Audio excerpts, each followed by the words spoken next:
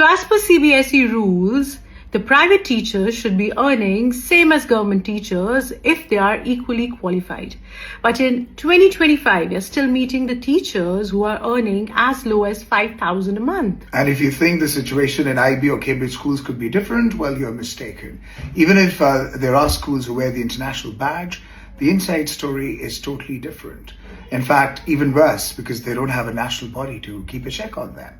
But why is this happening? Let's break the 2017 CBSE circular.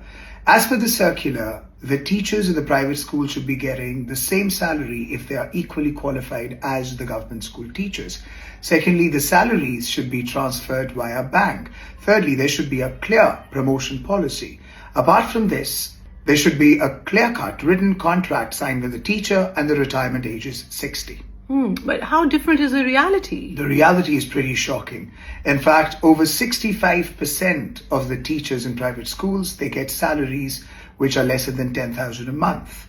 In fact, there has been a 50% drop in the number of students who want to go into teacher training. In fact, over 70% of the B.Ed students, they claim that they don't want to become teachers actually. That means that in our country, the teachers actually feel exploited. The profession as a whole is not respected.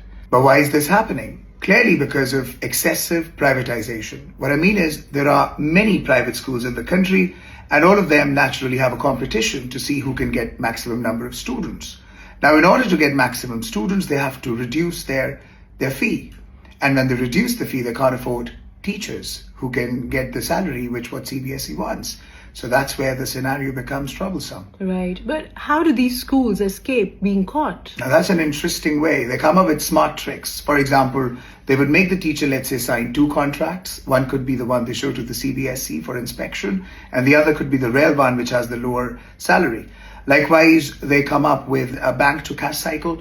So they transfer the money, which is a higher salary, to the bank account of the teacher, but they request the teacher to return a share of that. Apart from this, interestingly, they might not call even the qualified teacher a teacher. They might call other labels, for example, an assistant teacher or a facilitator or an intern or a trainee, so that they can hide the difference in the pay parity.